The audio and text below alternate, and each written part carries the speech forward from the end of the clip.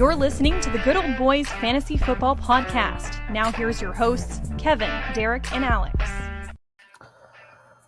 Alrighty, welcome in, ladies and gentlemen, to another episode of the Good Old Boys Fantasy Football Podcast. I am Derek, and I'm joined, as always, by your co-hosts, Kevin and Alex. Guys, how are we doing this evening?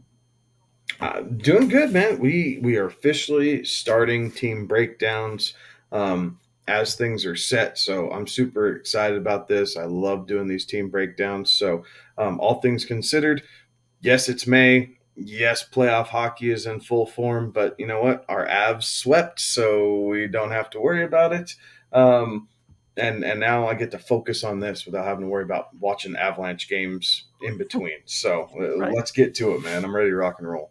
Yeah, it was definitely a welcome sight to see the Avalanche take care of business in 4 games, get some much-deserved rest, and let these other teams tire themselves out.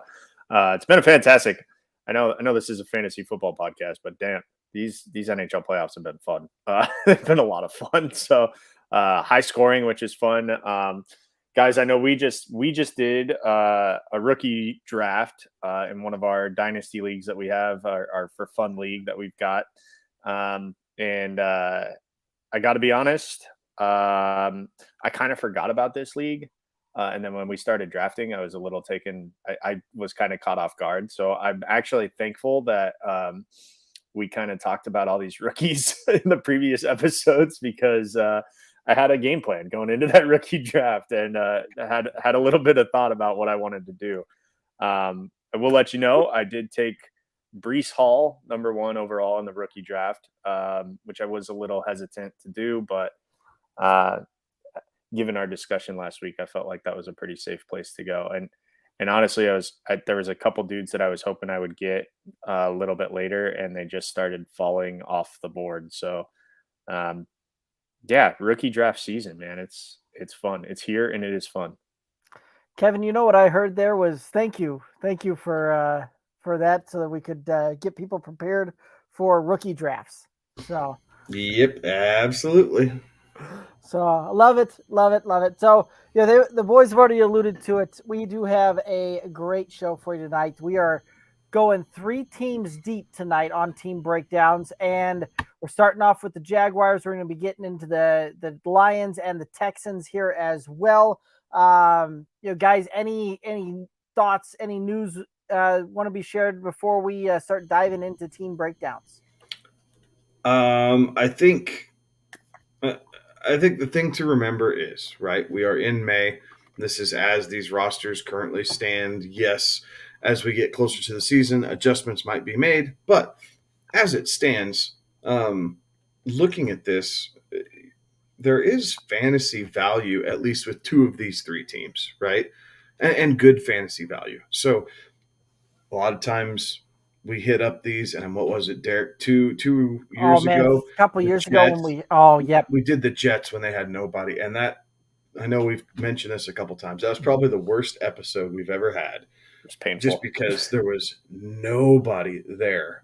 But this year is not that. We have 3 teams breakdown, and a lot of these players are going to be extremely fantasy relevant to you this coming season. Yeah, and just like Kevin said, this is grain of salt time. Like we've only seen a rookie minicamp. We haven't seen, full on OTAs or even training camp. We don't exactly know some of these, the game plans that some of these staffs have for some of these guys and what they look like coming in off of their off season. So obviously with these first couple teams, turnover happens pretty frequently because we go by reverse order of record. So like these first couple teams, it's going to be a little rough. There's a lot of unknowns. And so we're kind of, just going off of past performances, but in a league like the NFL, you're only as good as your last snap. So we kind of take the same approach here with what we're talking about too. Absolutely. So, without further ado, let's go ahead and start getting into them. We got the first team up. The Jacksonville Jaguars went 3-14 last year. They ran a 61% pass, 39% run mix. Really not ranked very well, as you can imagine, with the 3-14 record. 32nd in total points for, 27th in yards for. They had a coaching change over there. The new head coach, Doug Peterson, and the new offensive coordinator is Press Taylor, who is the younger brother of Zach Taylor. And Press Taylor's been around a little bit, right? He spent some time with the Eagles. I was on several coaching staffs there, including when Peterson was the head coach back there. It was also with Frank Reich before, with the Colts before coming over here. So he's been around a little bit, and this is still one of those that it sounds like Doug Peterson is going to be the play caller here when it's all said and done, with a collaborative approach there. So some of those type of things to keep in mind, right? Like when you're looking at some of these teams for fantasy, you want to be aware of how they kind of have a tendency to maybe call plays, and, as well as, do you think they're going to be up in games, down in games, because that'll also play into that as well. But let's go ahead and start it where we always do when it comes to these team breakdowns, and that is going to be the running back room. So let's start off with Travis Etienne, who didn't play at all last year. He was a injury participant last year, drafted though in the first round, pick 25 from the University of Clemson. Guys, what are your thoughts here on Travis Etienne? I think Etienne, just coming right out of the gate, is a mid to back end RB2. I think his upside definitely comes from the passing game, while he does have the ability to run in between the tackles as well. But he's going to be the gadget guy, right? James Robinson is coming back from injury. I know we're going to touch on him in a bit, but Etienne is going to be the lead back, and whether they go RBBC or they kind of take a traditional lead back format, we'll see how Peterson wants to do it. I think we all agree it's RBBC, but remains to be said. But Etienne, mid to back in RB2, but he has the potential to sneak into that upper RB2 range for you. Yeah, just like Kevin said, he's going to get a lot of his yards through the air. Maybe not so much on the ground. I do think that, we look at what the past has taught us about, a Doug Peterson offense, and he likes to get running backs involved. He likes to get the tight end involved. Obviously the passing game is pertinent, but keep in mind, when he was in Philadelphia, they were just literally plucking dudes off the street to come play running back for him because they were having such health problems with it. So, I think that's something that, it kind of worked for them in Philadelphia, doing that kind of running back by committee approach. And granted, they had some good running backs the year that they won it all. They still were splitting time between two guys. So having a bell cow is not really in Peterson's MO, at least in past years. So I would anticipate it is a running back by committee. And Etienne, there's a lot to remain unseen. Like he played high level competition at Clemson, but as good as Clemson was, it's not the NFL week in and week out. So there's a lot of question marks there. I think a lot of people, if you were in a dynasty draft, that a lot of when he got hurt was kind of late. I know that happened in our league. And I know people who took a flyer on him late and said, yeah, I'm just going to stash him and only get, a super late round penalty for keeping him, right? Yeah, like that's a real thing. So I think a lot of those people probably be pleasantly surprised because it's a late round penalty and you're going to get, a high end, a running back too in that area. So we don't know what he's going to look like on an NFL field, but he does have a pretty good offensive minded coach that can find ways to get him involved and get him open in the passing game. And then of course, trying to get the running game going too. Right. I'll offer a little bit different viewpoint here. I think he's going to be a fringe RB1 when it's all said and done this coming season. Yep. And I'll go through some of the reasons why, but a lot of it is I think he's going to get a lot more of that backfield by himself than a lot of folks are necessarily thinking, right? James Robinson, who has been a workhorse back for the Jacksonville Jaguars over the last couple of seasons, and we're going to get into him quite a bit there, but he is coming off of a torn Achilles that happened late into the season. We have yet to really see a running back bounce back quickly off of a torn Achilles. Cam Akers did that a little bit, but Cam Akers was spotty when he came back, and he was the very severe outlier on that. Most of these running backs, it typically seems like we need to have them be a 2 to 3 year out type of deal before we really see them return to fantasy relevance. running backs, linebackers, they tend to have a longer time to bounce back on that one. Devonta Foreman is a guy that also suffered a similar injury to that one. Took him a few years to kind of bounce back and really show up on the field well again. Marlon Mack, we have yet to see him return back to form on that one there as well. Those are two recent examples there. But Travis Etienne does have the passing work upside. He is right, and that's one of those that a lot of folks, when I hear them talk about him, they talk about him like he's a scat back type of deal. He is a big body guy. He's 5'10", 215. He can run with some power there, and he definitely has very good hands to catch the ball out of the backfield. Great chemistry with Trevor Lawrence, taken in the same draft out of the same university there, and that was kind of his guy down there at Clemson. So I think you're going to see some pretty good work there, and it's not going to surprise me to see him. I don't know that he finishes fully in RB1, but it was not going to surprise me to see him finish in like RB 13, 14, 15, kind of in that range. And I think that you're going to get some tremendous value on him because I think a lot of folks will tend to stay away from this Jacksonville room just a little bit to the point where you may be able to snatch him up in the third, fourth round type of deal with capital coming up in a redraft type of league there. So big fan on that one. Anybody got any other thoughts on Travis Etienne?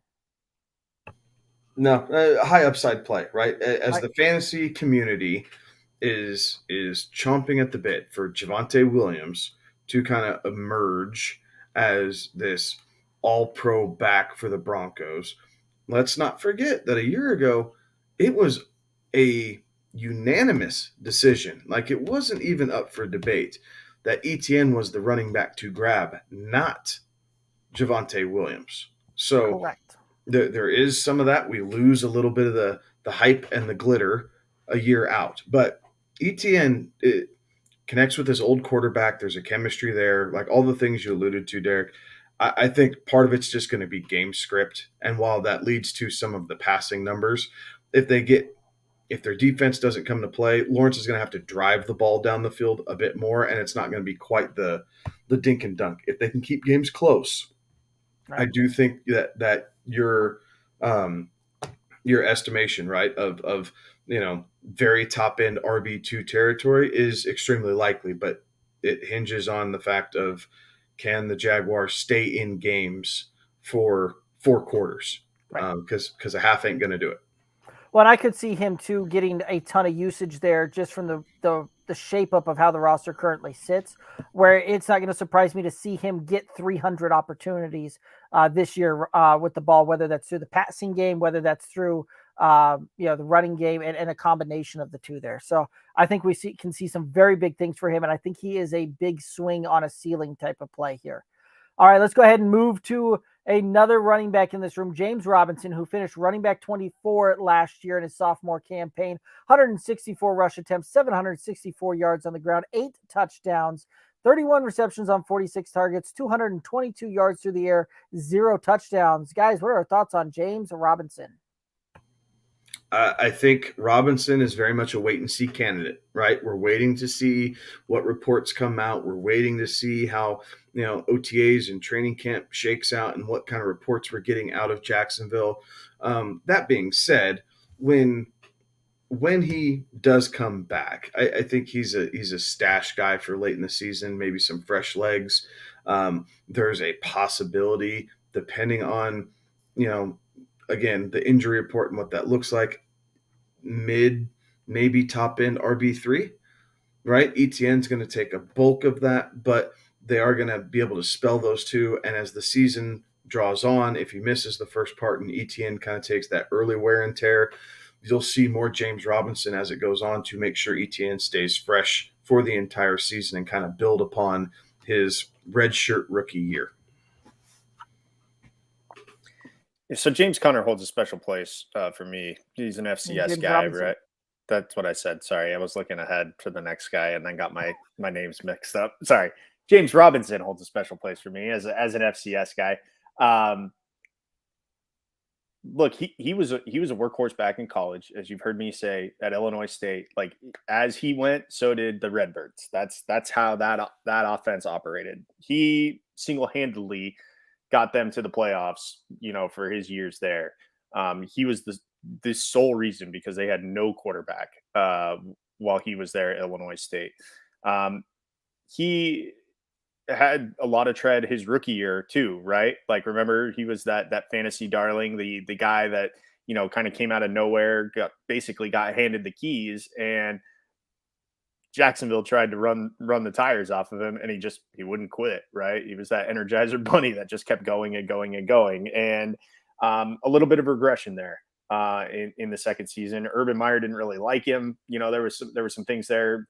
Turns out nobody really liked Urban Meyer there in Jacksonville. And so I think, you know, the coaching change does him some good. I think Doug Peterson understands the importance of having multiple backs that can help you win and can get you yards, right? And slow the game down a little bit, especially for Trevor Lawrence, who, you know, the game has got to be just incredibly fast for him still. Throw out last year because it was such a tumultuous year down there in Jacksonville. So I like James Robinson. I think obviously the luster has worn off, but in the right spot, James Robinson is a guy that, you know, you can put on your bench, use him spot starts if you need to. But if you expect what he did his rookie season, then you're going to be sorely mistaken. So as long as you temper your expectations when it comes to James Robinson this year, I think you'll be happy with what he gives you. It's not going to be the same as what it was his rookie year. And certainly, you know, last year was kind of an abomination. Right. And, you know, you guys both bring up some really good points there. Like James Robinson last year was boom or bust, right? He was either really good at giving you an RB1 week, or he was really bad. Really only had a couple of finishes inside RB2 territory. And for the most part, the rest of them were RB3 or worse. So again, he was a boom bust play last year, coming off of an Achilles injury. I already stated earlier that, Achilles tend to take a lot more time for bounce back on running backs there, is what we've seen there. Now, seen some injury reports and some timetables giving him where he may be back for training camp, preseason type of work there. But again, I think that that's going to be a longer bounce back than that one. I've seen some early rankings out there where people are ranking him as RB40 going into redraft season next year. That's pretty high for me on that one, just from a draft standpoint and all of that. I think that, you know, you guys mentioned it, that he's a stash play potentially for later in the year. And at that point, if I'm doing a stash play, I don't know that I want to spend a stash play on a guy coming back from an Achilles injury that is going to be going in, you know, right around pick 90 to 95 in that range for an RB40. So, you know, that's putting him in the 8th round, 9th round type of draft capital there. I don't know that I want to spend an 8th or a 9th round pick on a guy that I'm banking on potentially being back for the back half of the season and stashing him there. In a offense that is going to be as muddled as this one when it comes to draft season. So I'm out on James Robinson this year, which pains me to say, because Alex, off of your advice going into his undrafted rookie season, picked him up everywhere I could. Just as the Leonard Fournette news was breaking that he was being cut, was on this guy while everybody else was trying to scramble for Darwin and Gumbawale or Rockwell Armstead and all of these other running backs that they had in the room. Took your advice, jumped on that one, and rode that bandwagon the last 2 years. So pains me to say, but I'm going to be out on James Robinson this year, just from the standpoint where his draft capital is going to make you take him. But I do hope that he bounced back, and I hope he proves me wrong on this one. Any other thoughts on James Robinson? All righty, Snoop Conner, the rookie that they just drafted this year, drafted in the 5th round, pick 154 out of the University of Ole Miss. And again, he's a bit of a north-south type of runner, 5'10", 215. What are our thoughts here?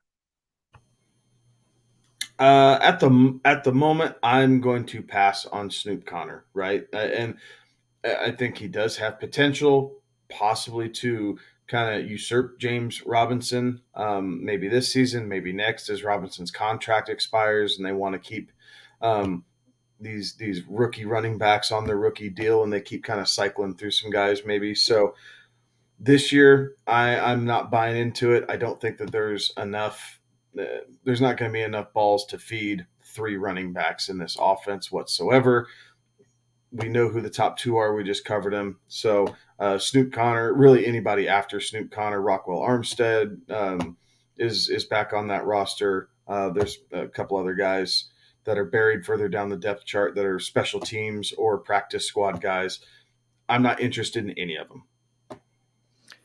Yeah, Connor, he kind of did that running back by committee at Ole Miss anyways, so he's familiar with the role, right? Like he didn't really start many games, but he got his run at Ole Miss.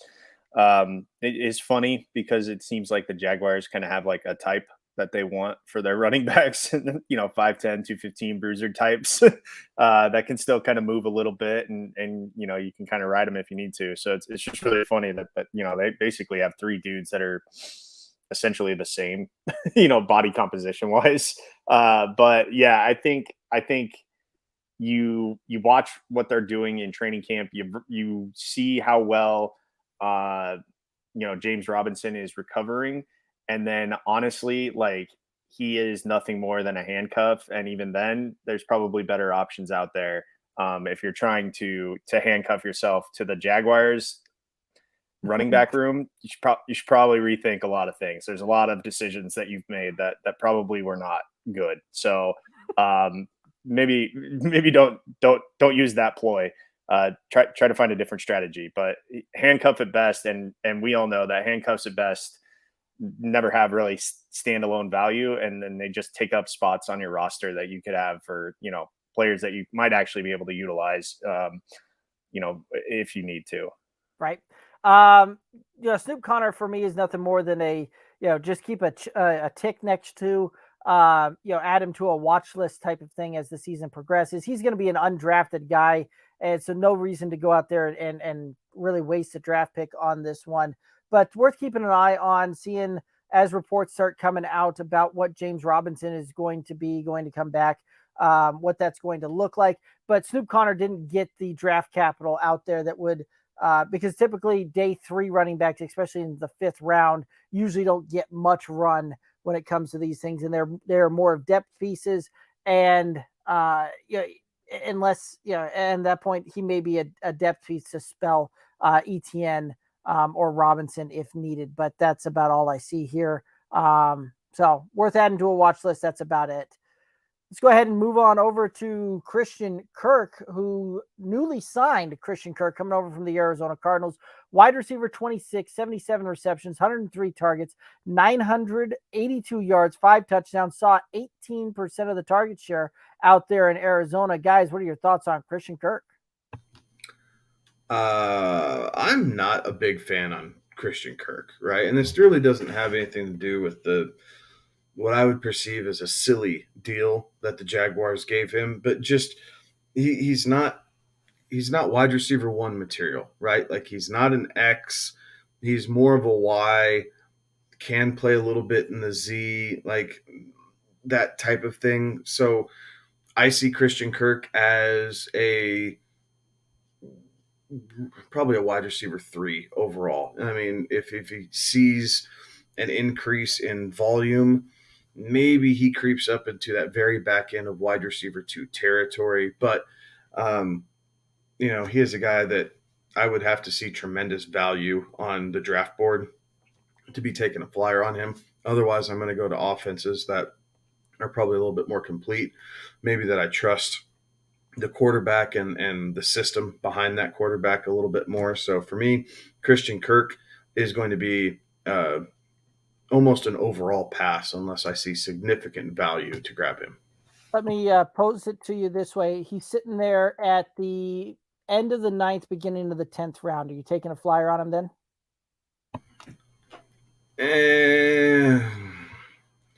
I mean, the fact that he had to think that hard. Well, it just depends on what else is on the board there, right? Like, yeah, if guys that we're going to be talking about, right? If Amon-Ra St. Brown's going to go before that, so it's not him, but that next guy, right? That next rookie who has David Bell. Okay, David Bell. If he's on there, I would take David Bell with Deshaun Watson, if that's kind of where the draft board falls, over Christian Kirk with Trevor Lawrence at this point in time. And I would, both sides, you're taking a risk, right? It's the passing volume, maybe it's the accuracy of Lawrence, not really quite understanding how they're going to gel, versus the potential looming suspension of Deshaun Watson, and that may or may not take effect here this year, right? So that's kind of where I would sit in that format. Okay. So here's the curious part about Christian Kirk is that there were plenty of, wide receiver options that the Eagles could have had, or excuse me, not the Eagles, that the Jaguars could have had. And yet they chose Christian Kirk. They went after him and they went and got Christian Kirk. Doug Peterson had a say in that, the new GM had a say in that. So why did they go and pick Christian Kirk? Why did they throw all this money at Christian Kirk? And I can't figure it out, but I do know that Doug Peterson is smarter at football than I am. And so I tend to think that maybe he's got a plan. Maybe he sees something that we haven't seen. Maybe it was just too crowded in Arizona and DeAndre Hopkins was too much of a focal point. And Kyler Murray doesn't know how to spread the football around. Maybe they see something that we don't. Maybe Jacksonville is going to be down so many games that they need somebody that can go and get them a 60-yard chunk play. Maybe that's what they were looking at, that they kind of understand who they are right now, and they need somebody that they can trust to go get them some yards late in the game when maybe the game doesn't even matter, but they're still just trying to save face. So I'm trying to convince myself into the reasons why Christian Kirk is a good idea. I think because Jacksonville thinks that, maybe they won't be competitive in a lot of games. And so they're going to be throwing the football a lot late. They're going to see what they've got in Trevor Lawrence while Trevor Lawrence is still cheap, try to figure some things out, try to experiment again, because this team is not ready this year. This is not a playoff team. They're maybe a couple years down the road, but it's not right now. Maybe by my Trevor Lawrence's 4th or 5th year, when they have the option on him, that's when they make their run. But I can't figure out why they went and did this to go get Christian Kirk. So for those reasons, I'm intrigued by Christian Kirk, because they did see something, right? They did go out and pay him all this money and get him. They wanted that guy in their facility. So now the wide receiver free agent market this year was terribly bad. Yes. Like, right. Absolutely. All the action came from trades, right? Amari Cooper, Devontae Adams, Tyreek Hill, right? That was all trade stuff. But the guys who actually hit the open market was rather blah this year. But they didn't have to go and pay Christian Kirk all that money to bring him there. You got to pay someone. There's a minimum cap in the NFL too. So you got to pay someone. I agree. Yes, I'm there with you. I am. I really am. I'm there with you, Kevin. But it didn't have to be Christian Kirk. Right. But it was. But at the same time too, right? They had to go out and get somebody. Christian Kirk was probably the best wide receiver to hit the free agency market this year.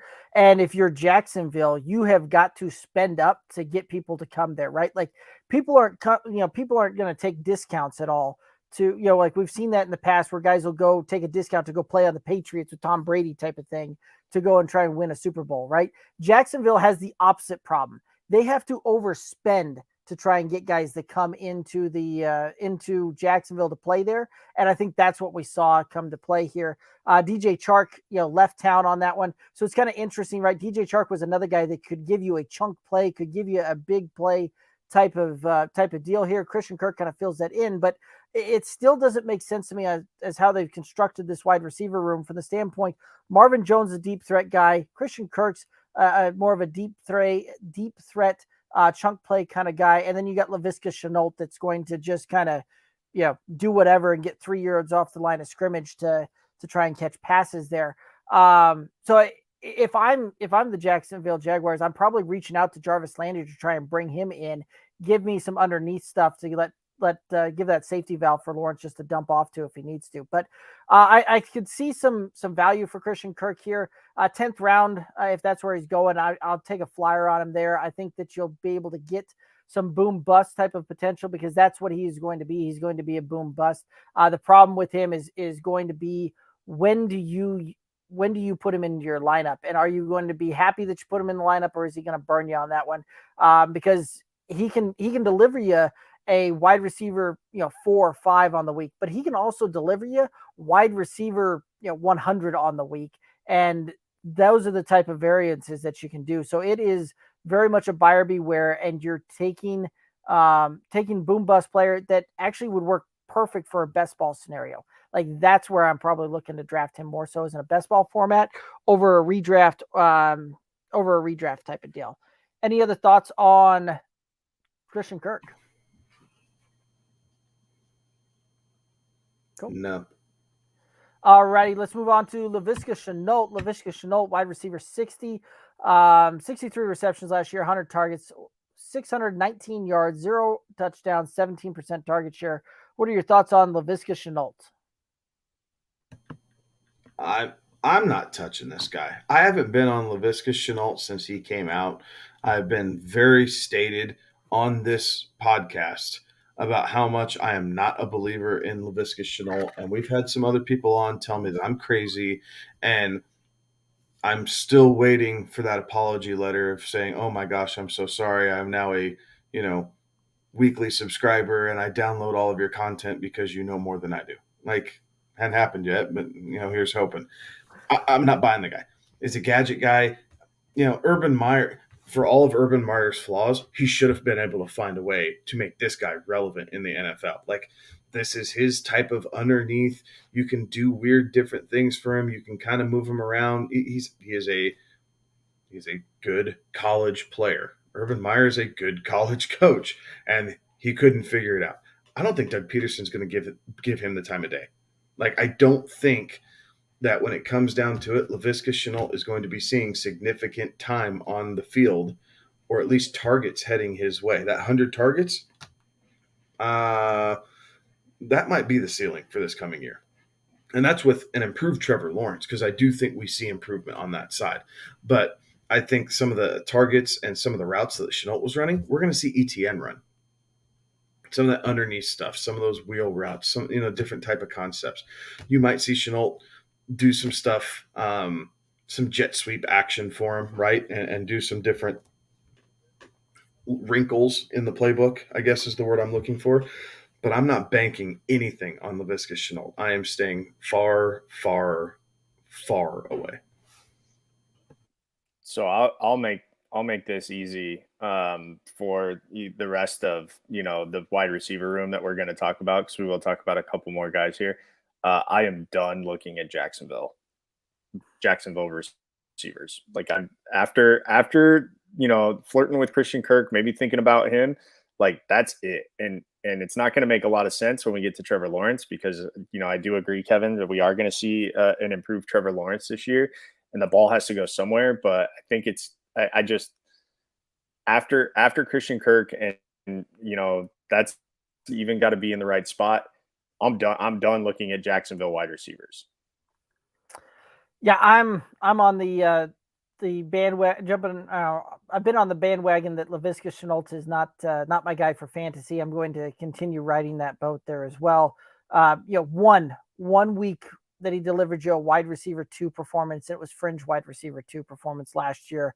I think Kevin hit the nail on the head perfectly, that if you had a coach and a coaching staff that was going to be able to bring out what he was truly capable of doing, I think that was going to be last year in, putting some of those gadget type of plays in there. So I am also staying away from him, and you can't talk me into drafting him. Yeah, I don't have to. So that's where I stand on that one. Let's go ahead and move over to Marvin Jones.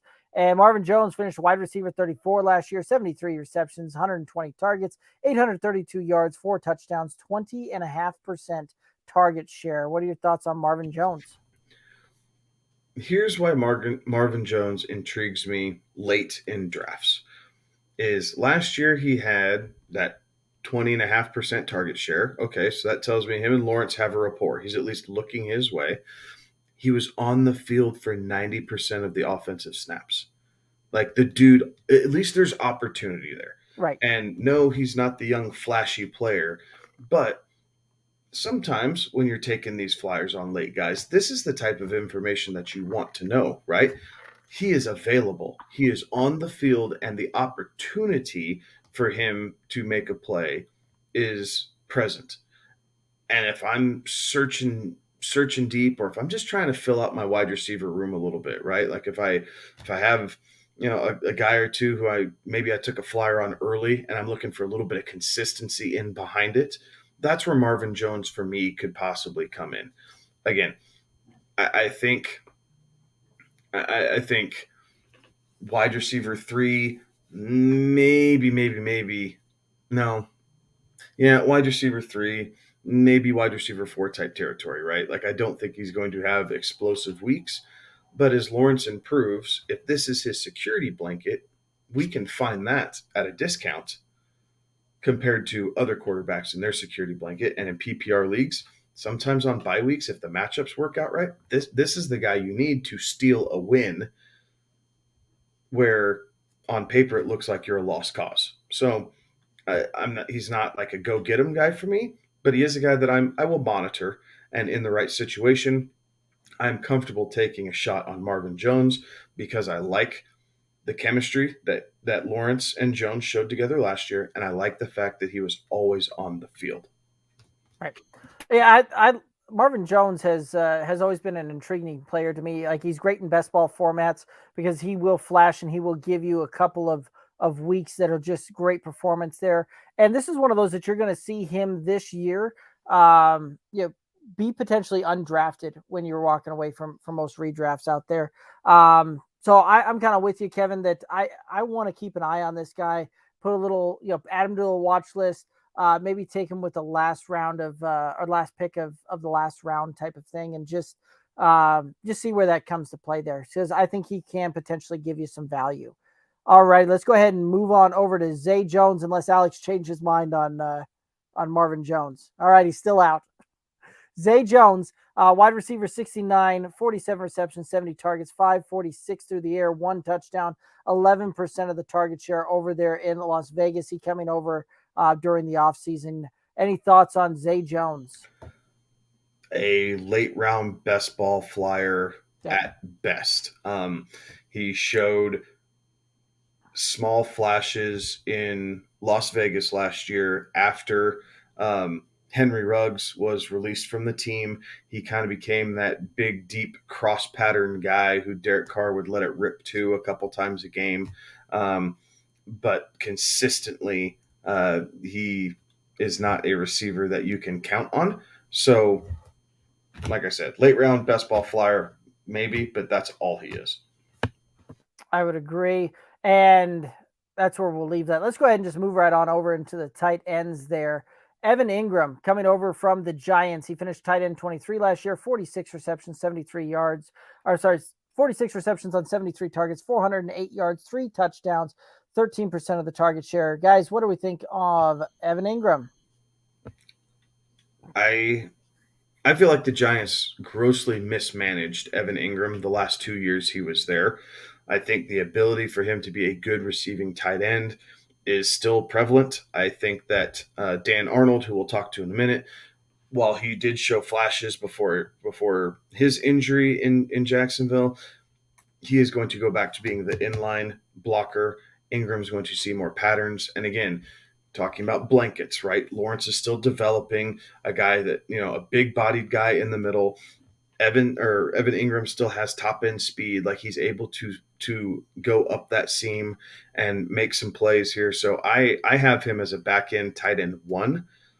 So kind of a big step up this season, but I could see him finish, and maybe it's top-end tight end 2, but somewhere, 11, 12, 13, 14 in that range.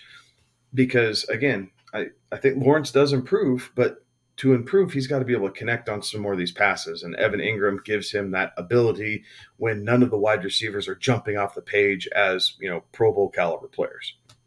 Yeah. Alex, are you out on the tight end room here as well?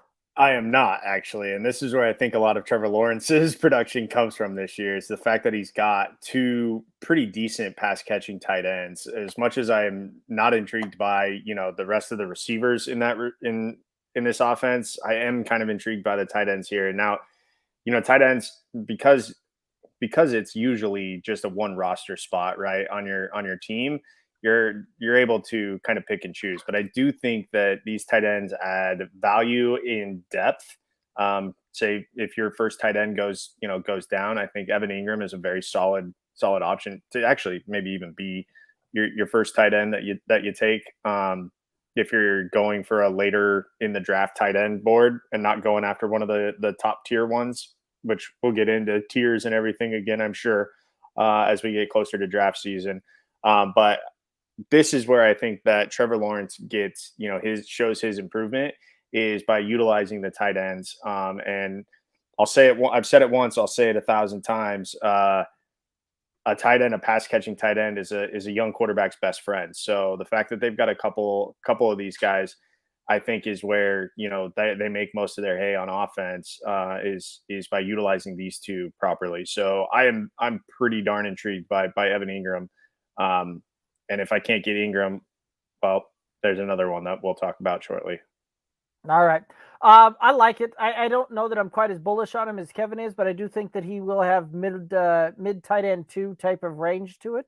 But definitely a guy that I'm keeping an eye on in the draft because of where I think that he's going to go. I think he's going to fall deep into those drafts, and you can pick him up as potentially that late round tight end type of play this year. He's definitely a guy that I'm putting on that list and we'll be keeping an eye on. So a guy that I will probably have on more than one of my rosters because I'll be able to get him at, I think, tremendous value here. And I think Kevin's point, really, we should hammer that home. Daniel Jones was god awful in New York, and Trevor Lawrence is a lot better than Daniel Jones. So automatically Ingram's got somebody better throwing him the football, and in a spot like that, you're only as good as the guy throwing you the ball, and he's made a massive improvement in that department. And so I think that's where a lot of people will be shying away from him because they think, oh well, he was terrible in New York. Well, he had a terrible pass thrower to him. Yeah, the old Trevor Bitcoin is better than Danny Two Nickels. So alrighty, Dan. Although Arnold. not recently, if you've seen the stocks, not great. Sorry. Go ahead. Alrighty, Dan Arnold, tight end 30, 35 receptions, 52 targets, 408 yards, 0 touchdowns, almost a 9% target share, and he came over halfway through the season from Carolina in a trade last year. What are our thoughts on Dan Arnold? He had a 3-week stint with Jacksonville where everyone kind of remembered his name a little bit after that trade with Carolina. After that, injury set in and his season was done. I really think, like I said earlier, Evan Engram is going to be the motion tight end. He's going to be the receiving guy. Dan Arnold's going to be going back to more of a pass blocking role like he had in Carolina. So for me, I'm not touching the guy in any type of format. Dan Arnold is now off the list. You can safely remove him from your roster, and in 95% of leagues, you'll be able to turn around and pick him back up if you feel like you absolutely need him later on. So again, little soft spot for Dan Arnold because he graduated high school in Fargo. All roads lead through Fargo, right? All football roads. So yeah, he was kind of that breakout player a few years back, and yes, while it wasn't exactly the best, it hasn't been the best over the last couple seasons as he's kind of bounced around. Did kind of make a little bit of a name for himself in New Orleans there, but he's a D3 kid, right? He's always going to be scrappy and work.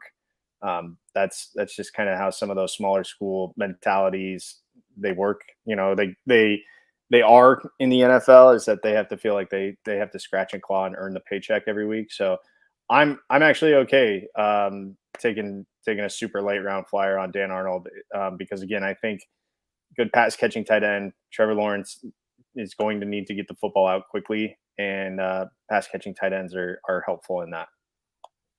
I like it. I will be staying away from him though. I'm not seeing much value coming up this fantasy roster or this fantasy season, so I will be out on Dan Arnold. Let's go ahead and move on over into Trevor Lawrence, who was quarterback 22 last year, 359 completion, 602 attempts, a 59.6 completion rate percentage, 3,641 yards, 12 touchdowns, 17 interceptions, 73 rushes, 334 yards, and 2 touchdowns on the ground. What are your thoughts around the Trevor Lawrence? I see Lawrence taking a step forward here. And I know we don't love the wide receivers around him, but we like Travis Etienne. We think Evan Engram is going to be a piece of this offense that can contribute and everything else. So I see Lawrence kind of taking not a huge leap, but a jump. And so, he finished his quarterback 22. I think this next season he finishes quarterback 15. Is kind of where I'm at. I think the attempts stay about the same, but I do think he finds a way to complete about 63% of his passes. He's not a dumb guy, right? Like, he is a very cerebral player. We heard all about that when he was at Clemson. And he had bad coaching and a bad experience as a rookie quarterback, but I think that could be corrected. So, 62% completion. You bump that up, maybe he's sitting at like 3,900 yards passing. I think his touchdowns take a big jump. I think we're looking at a guy who's throwing 23, 24 touchdowns, and his interceptions drop to about 13. And maybe a tick up in his rushing yards if Doug Peterson chooses to kind of install those wrinkles within the offense, right? Get Trevor Lawrence on the move a little bit. Use him a little bit more like Josh Allen and a little bit less like Tom Brady in playing styles is all I'm referencing there. But, allow him to be mobile. Maybe he squeaks in an extra rushing touchdown instead of 2. Maybe he gets 3 or 4, try and sneak up that way. But I do think that there's a jump here. He's a guy that you can probably get later in 2 quarterback formats and end up with some value there as far as where you're getting Trevor Lawrence to where he's going to finish. So as of this moment, I'm confident that he improves. I guess I'm not going to say I'm high on him just yet. I want to see it, but I am confident that he improves from year 1 to year 2. It's funny that you say 15 because that's kind of where I was like going to set the over under for us. And then I couldn't decide myself if he was going to finish higher than 15 or lower than 15. So it's funny that that's the number that you picked out there, because that's kind of where I am with Trevor Lawrence, is probably in that quarterback 15 range. I agree, Kevin. I think the completion percentage goes up because Doug Peterson knows how to work with young quarterbacks, right? He was able to get Carson Wentz to an MVP caliber season before he got hurt, right? He was well on his way to being the MVP of the league that year before he busted up his knee. So Doug Peterson understands what young quarterbacks need. I think that's going to be a huge improvement for Trevor Lawrence, is the fact that, his coach isn't more concerned about, meeting up with the gals after a game in Ohio and more concerned about how he can make his young quarterback, improve. So, yeah, Carson, I will do everything in my power to talk about Carson Wentz. I think that he does take the step up. I actually don't think that I think 20 is probably where I see his touchdowns at. The completion percentage in that 62% range. I like that number. I'd actually say more of the big improvement. He'll see the touchdowns and the interception number kind of flip flop there, right? 17, 18 touchdowns, maybe 12 interceptions, and that's where I think that we see. We see Trevor Lawrence's biggest improvement. And I do think that they let him run a little bit more. I think the reins get taken off a little bit. And, when a play breaks down, go get us positive yards. I think that's a big thing, big part of Doug Peterson's offense. So I think the rushing numbers go up a little bit more too. Right. I think you're right. And I think this is one of those that we can expect him to take that step forward, right? Like, he had a, forget it kind of rookie season for all the reasons that you guys mentioned. There was just too much external things going on there for him to be able to get the development and settle down into that role and what that position truly needs there. But the thing that I could see him do is I could see him take a big step forward to the point where he delivers a very Derek Carr-esque type of season from what we've expected for fantasy over the last few years, right? Like, and that would kind of put him right in the range that you guys are expecting there with right around that QB 15, right? The numbers would also kind of back that up on what you guys are saying there. But I think you're probably right. I think we probably see him somewhere around 41, 42. I haven't dove deep into my statting these things out in projections yet, but I would imagine that we probably see him around 41, 4,200 yards, up there around probably 22, 23 touchdowns. I would say that the interceptions drop a little bit, 13, 14 in that range. And I think it's not improbable to see him hit over 400 yards rushing and probably get, 3 touchdowns on there as well. So I think that you guys are very much on the mark that you can sneak up in there right around that 15 mark. And I do think that there's going to be, he's going to be a guy that you can probably sneakily put into that super flex position for you and get some good value for that one as well.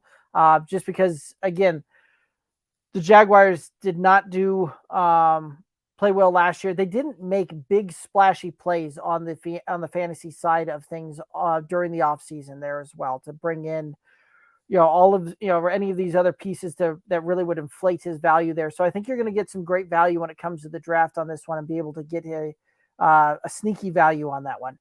Any other thoughts on Trevor Lawrence or the Jaguars? Quick points as I'm looking through current ADPs here for this upcoming season. Russell Gage is currently being drafted about 20 spots behind Christian Kirk. Alex, to your point, or what you were asking earlier, I will pass on Christian Kirk, wait another 2 rounds, and even if I wait another round and grab Russell Gage a little bit early, I'm okay with that. But I trust Russell Gage as the third option with Tom Brady more so than I trust Christian Kirk as the perceived first option for Trevor Lawrence. Fair enough. It's a great point there. All righty, let's go ahead and we're going to move on over to the next team. The Detroit Lions, who finished 3-13-1, they had a 58% pass, 42% run ratio. They're ranked 25th in points scored for and 22nd in total yards for. Dan Campbell's still the head coach, but Ben Johnson, the new offensive coordinator in Detroit. Guys, we're going to head right into the very first player here, and that's the running back room. DeAndre Swift, Kevin's guy out of Georgia here. Running back 17 last year, 151 rushing attempts, 617 yards, 5 touchdowns, 62 receptions on 78 targets, 452 yards and 2 touchdowns. Guys, your thoughts on DeAndre Swift?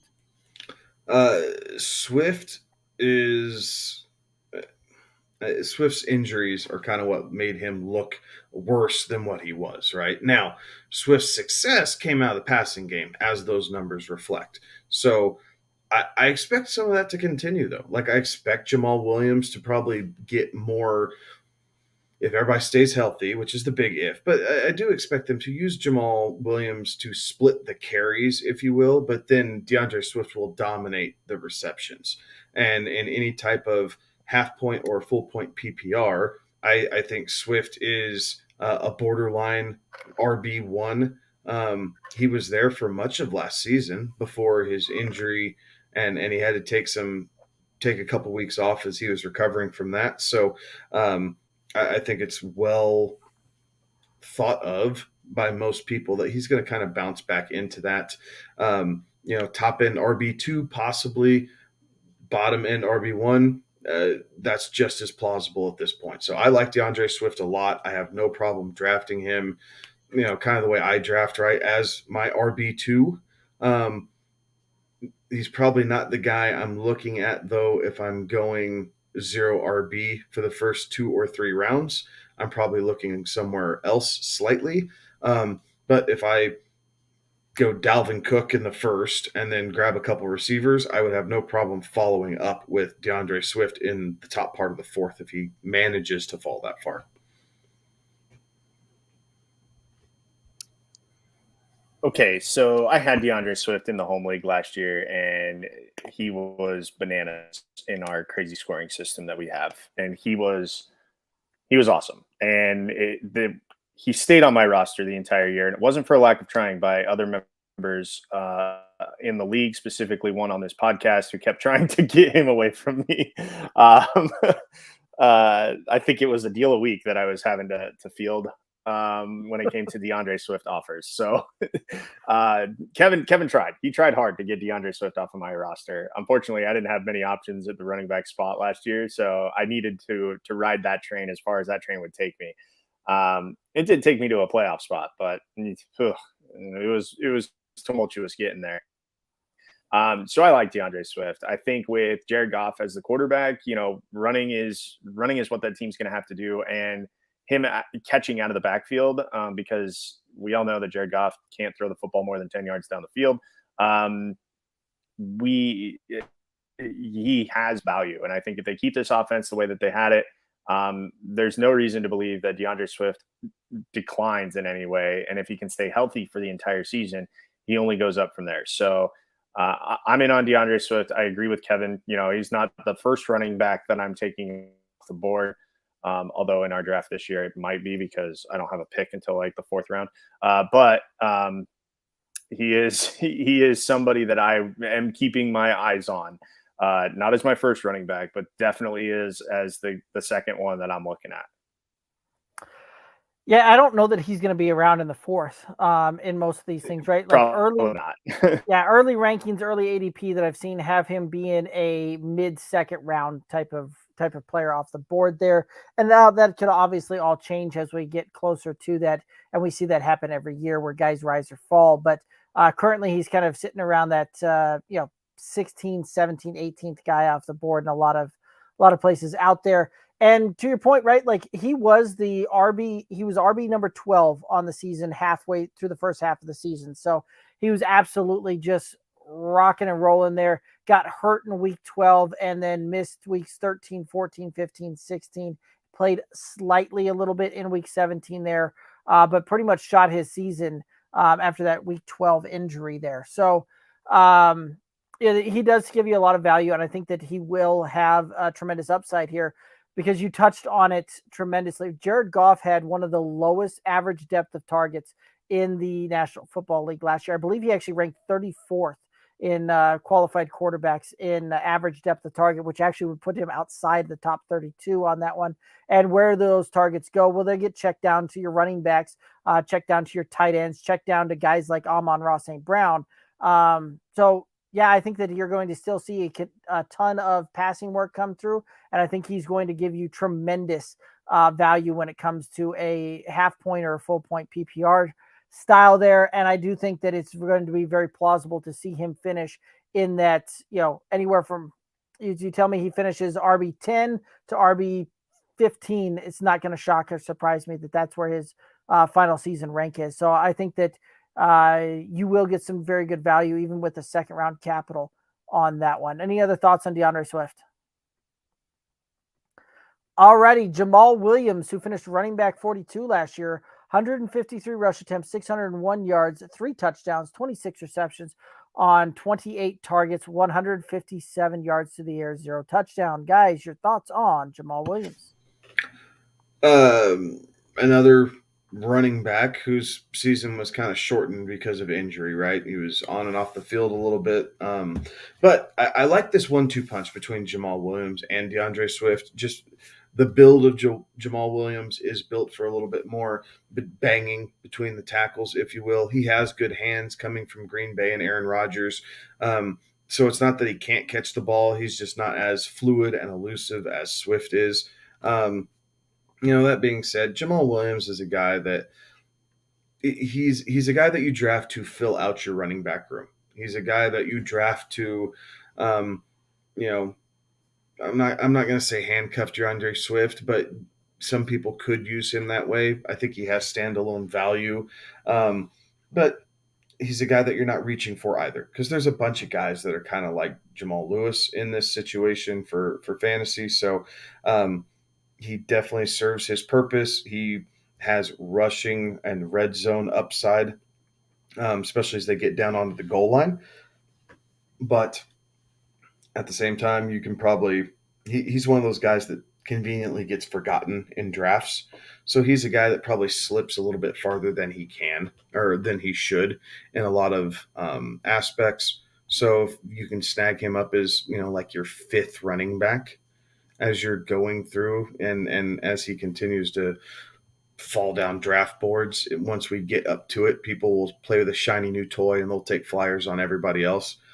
Jamal Lewis is a guy who can at least be serviceable. He's not going to give you 0 if he's in your lineup. He'll get you something, and some weeks that's what you need. Yeah, I agree with that. I think he is a good piece to have on your bench, break glass in case of emergency. Yeah. And he'll give you great value there because a lot of leagues you don't have to draft him until the 13th, 14th round in a lot of cases. And that's right where you want some good depth at, and a guy that can potentially give you some standalone value like Kevin was just saying there. So I like it. And I like his ADP so far there. Let's go ahead and move on over to the wide receiver room and kind of the fantasy darling there, especially to close out the season. Amon-Ra St. Brown, who finished as wide receiver 21, 90 receptions, 118 targets, 912 yards, 5 TDs, just over 21% of the target share. Guys, your thoughts on Amon-Ra St. Brown? I'm a little worried that we might see a little bit of regression because of the pieces that they've brought in around him. Right now, Jameson Williams needs to get healthy. So that speaks well to Amon-Ra St. Brown at the beginning of the season. DJ Chark is, again, not a world beater, right? Like he's not going to jump out of the gym, if you will, but he at least deserves a little bit of attention.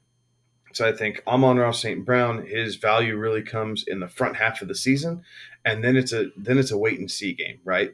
Can he maintain that rapport with Jared Goff to carry that out throughout a fantasy season? Now, that being said, he's a guy that if you picked up late in a keeper league and you have a round penalty, in a lot of cases, he's the guy you're keeping because now he's going, appropriately in the fourth round in a lot of cases. So I think the the wide receiver 2 range is pretty fair for Amon-Ra St. Brown. Jared Goff's not going to be, not that he can't, but I don't see this Lions team wanting to throw the football enough to really support a true wide receiver 1. But Amon-Ra St. Brown is dynamic enough.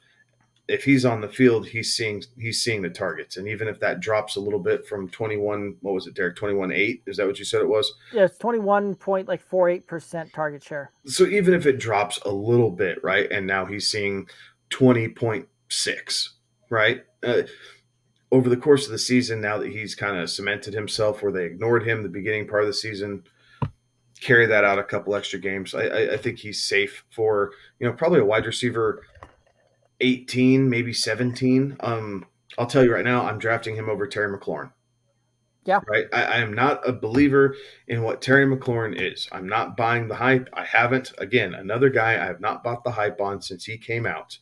And yes, I've been wrong on Paris Campbell compared to Terry McLaurin, but it hasn't changed the fact that McLaurin has been nothing but wide receiver 18 to 22 so far. So at this point, I'm going to trust St. Brown more than I trust Terry McLaurin. Yeah, I'm on board. I'm on board with Amon-Ra St. Brown. If I get him at the right spot,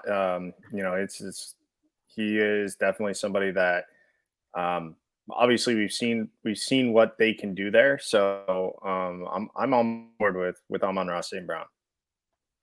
Yeah, I actually really like Amon-Ra St. Brown. I think he'll have season-long standalone value here. And I think that you're going to see him still get 20 to 22% of the target share. I don't see that out of the range there, even with them bringing in DJ Chark through free agency, even with them going out, trading up to bring in Jameson Williams. Jameson Williams, right? Like it typically takes most rookies about half a season to acclimate to the NFL and the change of the game speed, all of that. So couple that with the fact that he is coming off of an ACL tear. I think that, again, Jameson Williams is going to be a second half type of deal there. DJ Chark, again, a very deep threat type of guy there who has a he really doesn't do much damage, shorter than about 15 yards off the line of scrimmage. Well, Jared Goff tends not to throw the ball past about 8 yards off the line of scrimmage. Again, average depth of target for Jared Goff was incredibly low. So where are those targets going to go? Well, they're going to get checked down to DeAndre Swift, and they're going to go to Amon-Ra St. Brown, who I think is going to do most of his work out of the slot again this year. And it will be on running short and intermediate routes there. So I think you'll see him, TJ Hockenson, and DeAndre Swift really control the target share and the passing volume in this offense, with DJ Chark getting deep shots there. And when Jameson Williams comes back, I think they'll try and mix him in, try and get some yak on him, try and make him more of a yak guy there. So that's how I think this one's going to play out. So I'm all systems go on Amon-Ra St. Brown. Right now he's kind of coming off the board at wide receiver 31 from what I can see. And at that price point, I'm all in on that one because I got no problem drafting him to be my wide receiver 2 on the team. So I am a big fan there. Any other thoughts on Amon-Ra St. Brown? Alrighty, DJ Chark came over from free agency after having an early injury end his season last year. Finished at the 132 wide receiver, only 7 receptions, 22 targets, 157 yards, 2 touchdowns, and just under 4% target share down there in Jacksonville. Guys, your thoughts on the Chark? We've kind of seen the boom and the bust with DJ Chark, right? We've seen a situation where he kind of jumps off the page and what wide receiver 8 2 years ago. I'll have to look it up. I don't think he got quite that high, but he was a late round darling that year. Yes, sure. Absolutely, right. And then we've seen kind of the bust side. Obviously, injuries derailed his season last year. I think he provides an element to this Rams passing attack that they needed last year. Someone who will go down the field. He can stretch it out. He does fight for the ball. And quite frankly, he needed a fresh start. He needed to get away from Jacksonville. He needed a fresh start. So he is a guy that I like in best ball leagues. I'm not quite sure that he's a guy that I'm going to take a big stance on in season-long fantasy, but depending on how things shake out, if he needs to be, if I can have him fall to me probably in the 13th round, right? And it may be a little bit wishy-washy at that point, but in the 13th round, I feel like I can justify taking a flyer on a deep threat guy. Maybe I get some get some yardage bonus points, right, for those long touchdowns, kind of see how Jared Goff and this offense is going to use them. But it's not a key go after and get, right? If I'm looking at this Lions offense, it is DeAndre Swift, it is Amon-Ra St. Brown, and it is TJ Hockenson. And outside of that, I don't need any of them. I'm more than likely going to pass them because I don't feel like that offense is going to be putting up, 24 to 28 points a week and justify that many people getting the ball. Right. Still in on Hockenson, huh? Yeah, I'll get in on it and I'll tell you why. Yeah. Okay. We'll wait. We'll get that in a second. I've got the same thoughts here. We're gonna see what Goff can do with DJ Chark, but look, we haven't seen a good. The Rams obviously were a Super Bowl contender without Jared Goff, and granted they got Matthew Stafford, but we've seen what an offense with Jared Goff looks like, and as many mouths as there are to feed, that he just seems to have a problem trying to feed all of them. So could be a little bit of an issue for DJ Chark. Oh, yeah. Well, it didn't help either that they had, they had so many holes all across the board last year on that team, and they've definitely plugged some of those up through the drafts, through some of the free agency stuff there. So we'll see what this Lion team comes out looking like. I actually hope that they show up here pretty well, just because I like that spirit that Dan Campbell has brought here. But I do think with DJ Chark again, right, he's going to be a boom bust kind of guy. He's going to be a deep round guy that, I don't know that I'm going to take him earlier than about the 14th, 15th round on that one. just because there's other guys that I would rather have in offenses that I think are going to utilize that talent better on that one. So I am going to be out on DJ Chark probably, earlier than 13th, 14th round on that one would be about the earliest I'd be looking to take him. All righty, let's go ahead and head right on into Jameson Williams, the rookie out of Alabama, picked 12th in the first round. And the Lions gave up some draft capital. Come get this guy. Any thoughts here on the Jameson Williams? I feel like the Lions probably gave up a bit too much, although I understand why they did it. And so we're going to see where the chips fall. Big play kid, right? Can play outside, can play in the slot, gave defenses hell in college.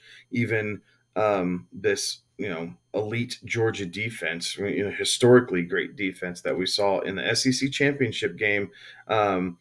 He gave them all sorts of fits, and putting pressure on the safeties and being able to bring the ball down in while being kind of blanketed, if you will, by defensive backs. So I think that for this first season and this Lions offense, I am treating him as a best ball candidate. He's not a guy that I'm going out and seeking, but I like the potential that this kid brings, and I just hope he's able to make a full recovery and kind of come back and to full form and be exciting here for the NFL level. Sounds good. Yeah, I'm right there with you. I really like him in Dynasty. I really like him in the rookie drafts where he's kind of going. I really like him for best ball formats. But again, for a season long, he's going to have to fall a little bit. And he's probably going to have to get down there in the 7th, 8th, 9th round before I really take a look at this kid to see if I take him. And there's a good chance that I don't, because Amon-Ra St. Brown may already very well be on my roster there. Any other thoughts on Jameson Williams? All righty, let's go ahead and head on into the tight end room. And Kevin just brought him up. TJ Hockenson, who finished tight end 15 last year, 61 receptions, 84 targets, 583 yards, 4 touchdowns on a 15% target share. Your thoughts on TJ Hockenson? The Hawk. TJ Hockenson, due to some injuries on the Lions offensive line, was stuck in blocking mode because, yes, he's a great he is a great pass catcher. We saw that the first 3 weeks of the season, right? He kind of came off on this tear, and everyone thought, holy cow, this is the breakout season we've been waiting for from Hockenson. And I know all three of us on this show were super high on him entering last season. Injuries plagued the offensive line, so to protect Jared Goff and give them a chance, he was staying in line and blocking. I think that probably led to some of the short yardage throws that we've been talking about. I think it led to probably a couple extra targets for DeAndre Swift because Hockenson wasn't going out there. This year coming in, presumably healthy, I think we'll see TJ Hockenson be en route more than what we saw this past year, which, guys, even though he was in blocking so much, he finished tight end, what was it, Derek? Tight end 15. 15. And that was even with missing weeks 14 through 18. He missed 6 weeks throughout the season with injury. Yeah, so he's still a top 10 tight end. Really, as long as he's on the field, I think he's still a top 5 tight end as far as fantasy purposes are concerned. So he's a guy that is on my radar. Last year I got lucky in our home league, or what I felt like was lucky. He dropped to me in the 8th or 9th. I was able to pick him up in our Superflex league, and I felt pretty good about that because I had him as tight end 2 or 3 for the year, and the fact that he fell that far, I was pretty happy about that. So I'm still on board with TJ Hockenson. He is a guy that I will keep a very close eye on to see if others have kind of faded him because of the situation last year, and I will be more than happy to swoop in and pick him up again in the 8th round. If he makes it down that far again, he's not going to get past me.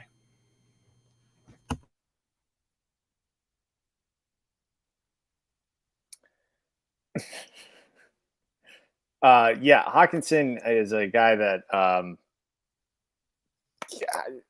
just can't figure out, right? So, like, to me, it's a good part of the offense, but I'm just a little. I still have questions surrounding it because I'd like to see him find the end zone a little bit more. So he's not exactly a tight end that I am targeting, but I'm not very good at getting good tight ends. So maybe don't listen to me when it comes to that.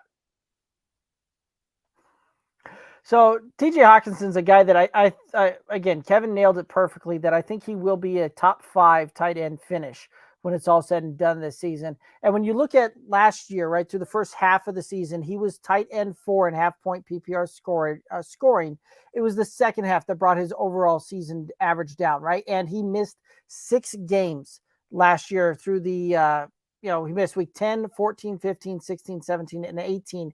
And even in weeks 11, 12, and 13, he still had pretty good weeks, right? Week 15, not great, tight end 15, but week 12, he was tight end 8, and week 13, he was tight end 4. So he was pretty good throughout on that one. He had a couple of stinkers here and there, but that's pretty common when you're talking about the tight end room here. And when you're talking about a tight end that's going to go out and get 80 plus targets, which I don't think that it's going to be any stretch of the imagination to say that TJ Hockenson gets 80 to 90 targets on the minimum there. It would be right. Like I absolutely see him having a very, very great option out there. So yeah, I absolutely am in on that one, especially with, if he gets down in there to the, that kind of range where you're drafting him there. So you got lucky with the Hockenson. I got lucky with the Mark Andrews last year on that one, where I think I got him in like the 6th round there. So, and that was one of those that I remember staring down that draft board there and going, do I take Mark Andrews? Do I take TJ Hockenson? Because both of those guys were extremely close in my rankings last year, and ended up going with my guy out of Oklahoma there. But TJ Hockenson, I will have a bounce back here, and I do think you see him finish top 5 tight end pretty easy on this one. Any other thoughts on the Hawk? All right. Jared Goff, QB 24 last year, 332 completions, 494 attempts, 67.2% completion, 3,245 yards, 19 touchdowns, 8 interceptions, 17 rush attempts for an additional 87 yards on the ground. Thoughts on the Goff? I think you do see him throw a little bit more this year. I think you see him up in that 530, 540 range for attempts. I like the completion percentage, though. So if that carries over, that does push Jared Goff into mid QB2 levels, right? Not saying he's going to light the world on fire. He's not going to be a league winner, but he can be serviceable. The biggest thing is, can he throw touchdown passes, right? He is a veteran quarterback at this point. He's been around long enough. Can he put the ball in the end zone? So they brought in weapons around him, right? That's why they brought in Chark. It's why they drafted Jameson Williams. If Hawk and DeAndre Swift can stay healthy, there's no reason his numbers shouldn't automatically or organically just improve right off the bat. Now, he's still probably like quarterback 19. So I'm not saying he's going to be all pro, but his numbers should improve here. Another year with this Dan Campbell defense, and seeing how close the Lions were, because in most games they were fighting in most games. So I see slight improvement. I'd like to see him get up into that 23, 24 touchdown area and kind of rack up some extra points that way. But overall, he's a second quarterback, right? He's a second guy in a super flex. He's a guy that I'm not even looking at in a single quarterback league. I will stream and mess around with things other than Jared Goff just for consistency purposes. But if you got to take a flyer on him, at least he has pieces around him where you feel like he can be a little bit more effective this year as far as total points in the fantasy arena goes. Yeah, Kevin, you took the words right out of what I was going to say there. His value is in a super flex league because he's a starting quarterback. That's pretty much it. He's the second quarterback in a super flex. He is not an option in a single quarterback league. Yeah, but to Alex's favorite point there, right? Like, this pretty much is a contract year for him, right? I understand that his deal goes another 2 years, but the way that it is structured, they can get out of it for minimal cap hit on this one, right? Like couldn't get out of it last year, couldn't get out of it this year because of what his dead cap hit would be on this one. But next year and the year after, it becomes far more manageable for them. And at that point, right, they could choose to move on from him. And I can't believe that Jared Goff wouldn't, he knows that. And this might be one of those that, he knows that he's out there playing for a contract. So we may see the best version of Jared Goff that we can see given this unit. And all of that to say, he is still a super flex, QB2 type of guy, QB3 on my rosters there. And I'm not, I don't know that I'm necessarily even that comfortable putting him as my second QB. It's more of a guy that I want him as my QB3 on my team. Case of injury, case of bye week, that kind of thing is a fill. And that's more where I'm looking to have him and go from there. But I do think that we do see him take a little step here. And I think that you're probably going to see him, see his touchdowns tick up, interceptions probably about where they are. But I think you'll see some more passing yardage there with some of those other weapons that we saw at around there. So it's not going to surprise me if we look up the end of the season and he challenged for 25 touchdowns and 4,000 yards through the air. Like I could see him pushing to challenge on both of those accounts there. Any other thoughts on the Lions? The thing is with Jared Goff, like we know who he is at this point. There's no secrets about who Jared Goff is. So I understand, that he's playing for a contract, but I think realistically, like the clock is ticking on him there in Detroit. They couldn't get him, out of Los Angeles fast enough. So I think he understands that. While I think he understands that this is basically a contract year, I just don't see him changing, anything of what we've seen. I don't see some miraculous turnaround. Fair enough. I really wish I had that Dennis Green clip. We are who they thought they were. Just so I could play that right there for you. All right. Moving on to the Houston Texans. The Texans finished 4-13 last year, 57% pass, 43% run, 30th in points for, 32nd in total yards for. Coaching regime change. Lovie Smith coming in, Pep Hamilton, now the offensive coordinator. And let's just go ahead and head straight into the running back room. And Marlon Mack coming over in the offseason. Marlon Mack, who was running back 120th last year, 28 rush attempts, 101 yards, 2 receptions, 5 targets, 8 yards, 0 touchdowns. Thoughts on the Mack? I like Marlon Mack enough to take a flyer on him in the 14th round, but I will not look at him before then. Yeah, I remember a couple of years back where I was pounding the table for Marlon Mack in Indianapolis, and that blew up in my face, and really hasn't materialized for me very well. So I'm a little spurned lover, if you will, to Marlon Mack. So I'm staying away. I'm staying away from Marlon Mack. Yeah, it's a hard. Well, everybody has their point where they look like a value on the draft board, right? And super deep leagues where I might be getting into the 20th round. Sure, we'll probably take a shot in the dark there. But again, Marlon Mack didn't look like anything like we were used to seeing from Marlon Mack. The few games that he made an appearance back in Indy. Last year. So I'm out on Marlon Mack unless I get an extreme discount on that one. Let's go ahead and head on over into the Rex Burkhead, who was running back 54 last year, 122 rush attempts, 427 yards, 3 touchdowns, 25 receptions, 32 targets for an additional 186 through the air. Your thoughts on the Rex Burkhead? My thoughts are I'm not touching this guy. Sorry.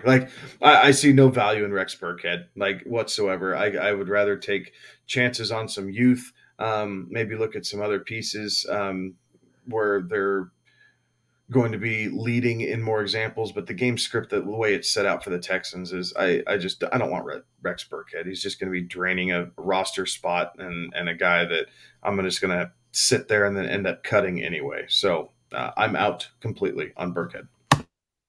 Yeah, the ball's got to go somewhere down there, right? But it's just gonna be so hard to figure out where it's gonna go.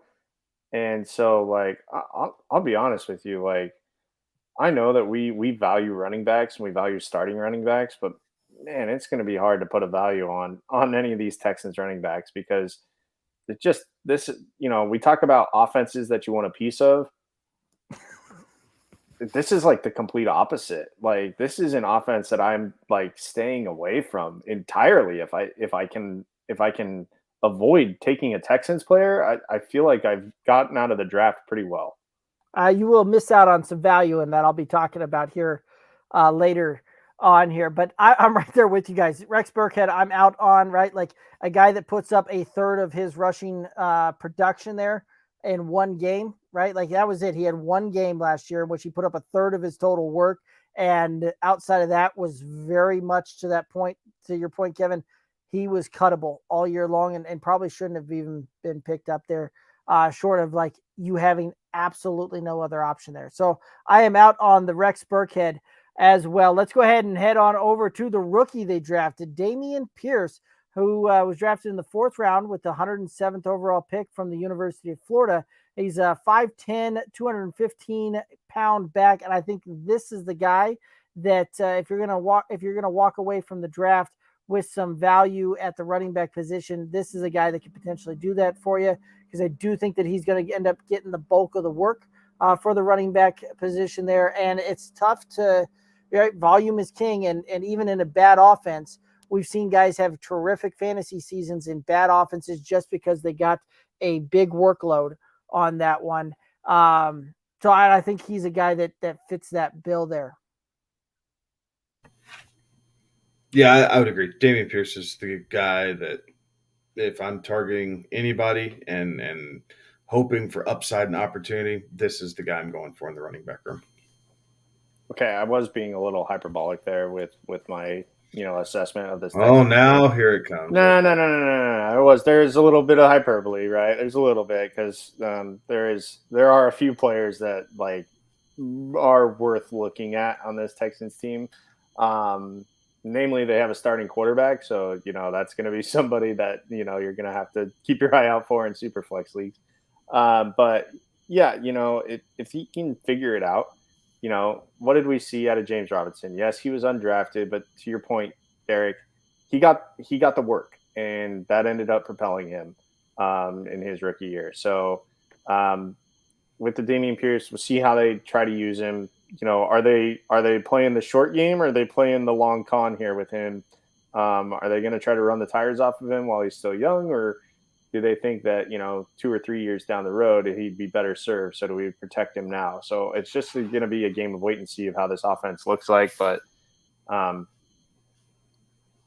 if there is one, he's the one. Right. I mean, Najee Harris last year, where had good fantasy output, but was in a bad offense and was just a very bad efficiency type of player. But volume is king on a lot of these things, and I think that this is the guy that could do it. Let's go ahead and head on into the wide receiver room. Brandin Cooks had a pretty good year last year. Wide receiver, 90 receptions, 134 targets, 1,037 yards, 6 touchdowns, and almost 26% of the target share. Your thoughts on the Brandin Cooks? This is a guy that I am targeting for the Texans because of that, right? It's the opportunity. It's the target share. And when him and Davis Mills were on the same page, he looked really, really good. I think wide receiver 2 territory is going to be where he falls there.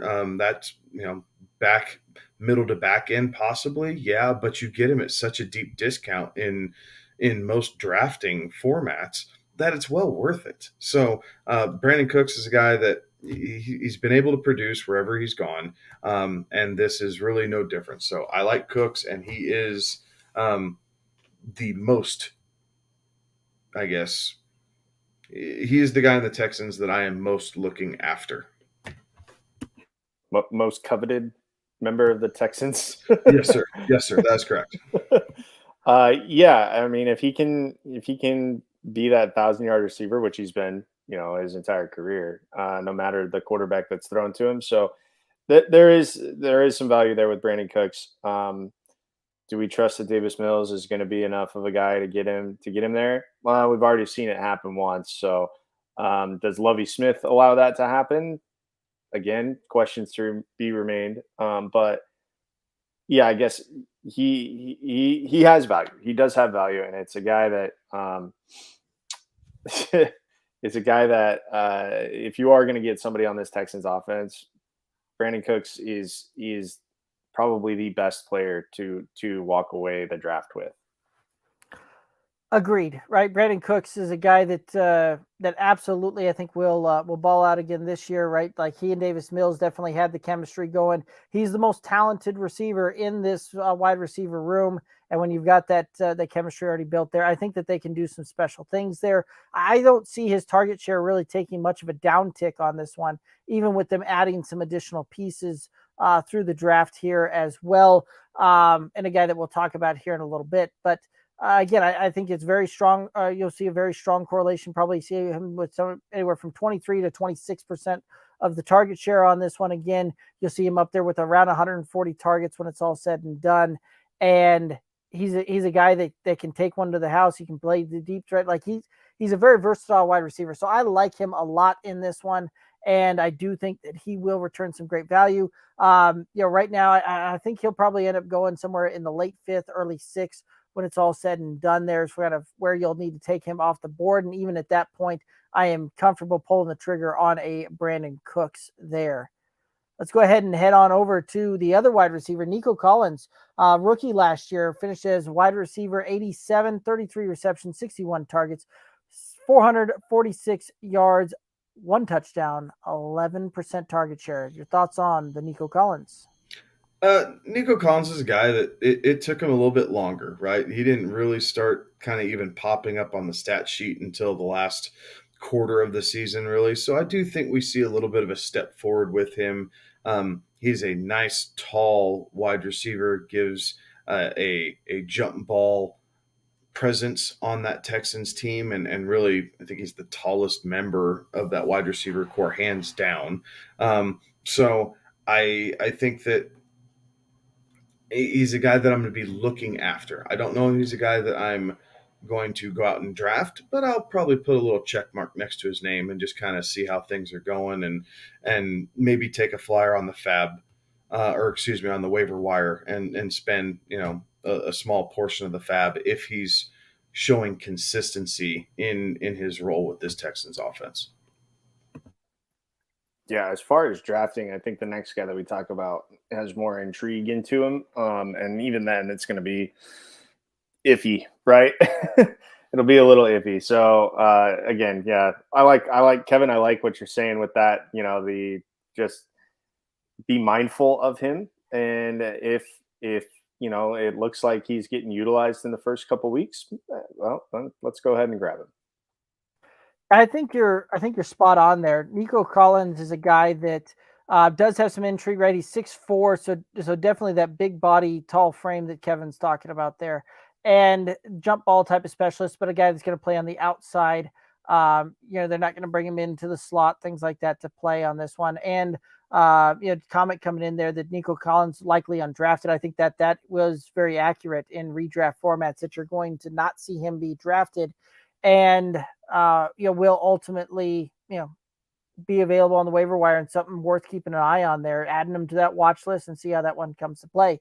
Let's go ahead and head on over to John Metchie III, who's the wide receiver rookie out of Alabama. The Texans moved up into the second round for the 44th pick to draft this wide receiver. Your thoughts on John Metchie? So there was a blurb that came out today about John Metchie III, and the Texans were saying that he provides something completely unique to this offense. Realistically, I think he's kind of like a young Brandin Cooks, right? He is a speedster. He is a guy that can hit up the seam, double moves, put pressure on the safeties. But Brandin Cooks is the guy he's the possession receiver. He's the go-to receiver. He can still get behind the defense every once in a while, but it's his route running that sets him apart.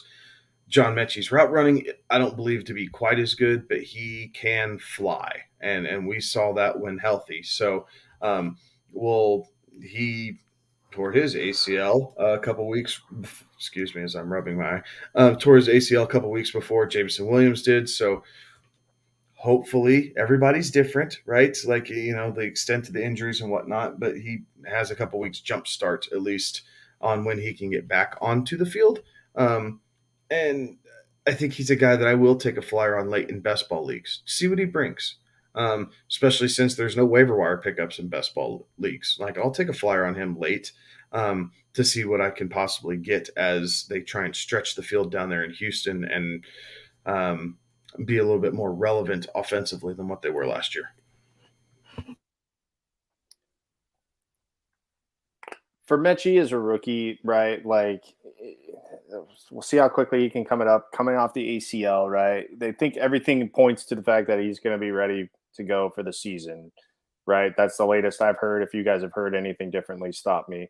He should be good. He should be good to go by the season time. But that all being said, he is missing some valuable time here with, rookie camps and some OTAs and stuff. And so he'll get a lot of classroom work, which,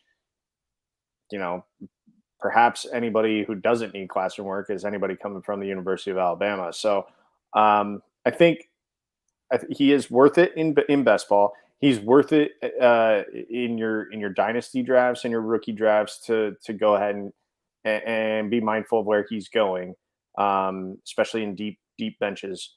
I don't particularly see him having that great of a year this year, but in dynasty, if you want to grab him and stash him, I think years 2 and 3 are where we really see John Metchie thrive, and that probably comes with a quarterback change as well. So that could impact development as well.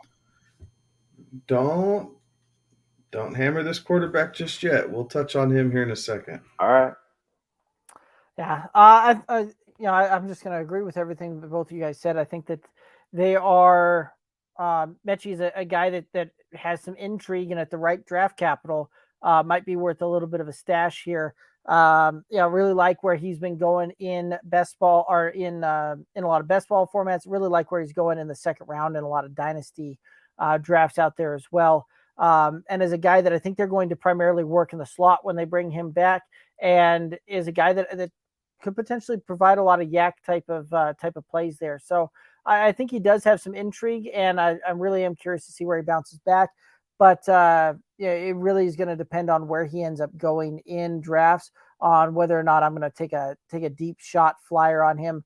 Because again, if he's there around rounds 11, 12 is probably about where I begin to start looking at him and start looking in that direction. And outside of that, I'm out of it. So any other thoughts on John Metchie? All right, let's go ahead and move on into the tight end room here.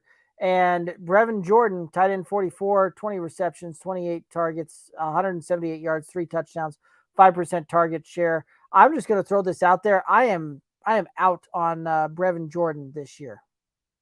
Yeah, I'm out on all Houston tight ends. Like they just don't have difference makers. They don't have guys that I feel like can stretch the field or put any consistent pressure on a defense. So that's going to be my general consensus for all tight ends that we speak about here. I will co-sign to that. We don't even need to worry about talking about another one. Well, we'll show the graphic for him so that we can say that we at least talked about him there. But we're out on both Pharaoh Brown and Brevin Jordan, all three of us. And interestingly enough, I was looking through some things earlier, and while Brevin Jordan had the better fantasy year amongst these two, was on the field like half as much as what Pharaoh Brown was. So the snap count was off there. Anyway, it's because Brown's a blocker, right? Yes. Brown is the inline blocker. He is a very clunky route runner, and that's what his role is, and that's okay. He's a serviceable blocker, so the Texans will use him. You will continue to see his snap count up there because of that. And Lovey likes to run the football. We know that. So We'll see a lot of him on the field. It's just not going to be catching balls and doing anything of fantasy relevance. Right. All righty. Let's go ahead and move on into the quarterback room. And Davis Mills finished QB 29 last year, 263 completions, 394 attempts, 66.8% completion percentage, 2,664 yards, 16 touchdowns, 10 interceptions, 18 rush attempts for 44 yards. Your thoughts on Davis Mills? Davis Mills was the most fantasy relevant rookie quarterback we had last year. More so than Trevor Lawrence, more so than Justin Fields. It was Davis Mills. Mac Jones probably could have given him a run for his money and actually beat him out in fantasy production, but you also saw them play a full season versus Davis Mills coming in partway through. Yes, absolutely. But for where you got him, right? You picked Right. Davis Mills off the waiver wire. He was a 4th round pick by the Texans, I believe, maybe a 3rd round pick. But so yes, Mac Jones statistically did, but Davis Mills has showed at least glimpses, right? And now it's that year 1 to year 2. And this is really going to determine whether Alex's statement earlier was correct, right? Whether they're going to be looking for a new quarterback this next season, assuming that the Texans are going to have a high draft pick. And the early assumption is that the quarterback class for the draft in 2023 is going to be marketably better than what we saw here in 2022. So all that is still possible, but the guy has a chance to fight for a job. And currently, he is the starting quarterback for the Houston Texans. And I think we see slight improvement, right? I do think that Nico Collins coming up to speed helps. I think that Lovie Smith and the way that he's going to manage this team will protect Davis Mills a little bit more. But there's just so many holes on this defense, right? Like they're still going to have to chase from behind. And if he can get better at pushing the ball down the field in garbage time, his stats naturally inflate, just naturally, and we don't have to do anything about it. So is he a guy that I'm seeking? No, but I'll take him as a 3rd quarterback in a super flex just to make sure that another team doesn't have 3, right? Because that's the deal is if you have that guy that you can rotate in, whether it's injury, whether it's bye weeks, whether it's just a juicy matchup, and you're not loving who your 2nd quarterback is, Davis Mills can fit that role, and he can step in and can produce mid to upper QB2 level numbers for you. So I'm not going to write him off. He's another guy that I'm going to look to see where he falls. I'm going to just assess my roster and see where it looks or how it looks, and if I can justify grabbing a 3rd QB at that point in the draft. But I am going to at least think about it for a second. And he's not a guy that I'm just scratching off the list and saying, no way. His value, again, is that he's a starting quarterback in the league. And in super flex leagues, there's only 32 of those jobs out there, right? And if they're in a team in a league with 12 teams, well, there's 26 that are probably going to get or 24 that are going to get taken. So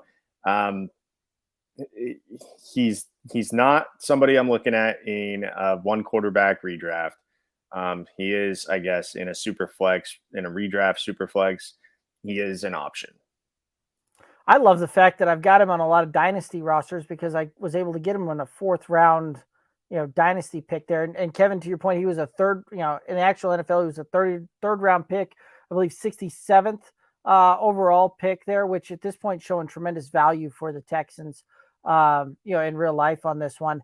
So again, I think that we do see Davis Mills take a progression forward on this one, right? And this was one of those that, even before the draft season came out there, I was saying when we were going through breaking down a lot of these rookies that if Davis Mills had come out this year and not last year, he would have been the first quarterback taken in this draft class. I do think that we would have seen that be the case. And certainly has the ability to compete at this level as a starting quarterback there. And I agree with both assessments there as well that, he's not necessarily a guy I'm looking to have as my super flex guy, but a guy that I would love to have as my 3rd quarterback in a super flex deal because he will play. The Texans are going to be down. I think you will see him, get better a better overall, stats on this one. Statistics, that's the word I was looking for. I think you'll see him have better stats overall on this one. And I think that it's not going to be improbable to see him with 1,000 more yards through the air. And, also not going to surprise me to see him with like another 8 touchdowns when it's all said and done there. Because again, right, he missed quite a bit of time last year Was banged up there for 3 games through the middle part of the season, was behind Tyrod Taylor for a good chunk starting out there as well. And, had some flashes, had some pop there, and certainly did some good things there. And those wide receivers, I think you're right. Nico Collins, I think, takes a step forward. Brandin Cooks has always been very good for quarterbacks and for fantasy. And I think John Metchie adds another wrinkle to this offense here as well when he gets healthy. So I actually like Davis Mills, and I think that he'll be able to probably, I'm going to say he probably finishes around QB 20 to 23 when it's all said and done this year. So any other thoughts here on the Texans? All righty. Well, guys, that's going to bring us down to the end of it. Any final thoughts out there for the viewers and listeners? As we continue to break down teams and as you anxiously await the next episode of the Good Old Boys Fantasy Football Podcast, enjoy some playoff hockey because it is really fun and it is engaging and it is so fast and the intensity level is just off the charts. So enjoy that while you're sitting down with your laptop or your tablet and you're doing your little, if you're doing your own fantasy football studying, right? And you're getting ready for what this new season has to bring. Turn on some playoff hockey. It's well worth the watch. Absolutely. We're throwing a lot of information at you guys over the next, several weeks, I guess I should say, with all these team breakdowns. So, the best place we do, Derek does a great job running our social media channels and making sure that we get all these cut ups for you guys so that it's easily ingestible. So shout out to Derek for putting in that work and making us all look good on all of those social media, which he is going to tell you about right now.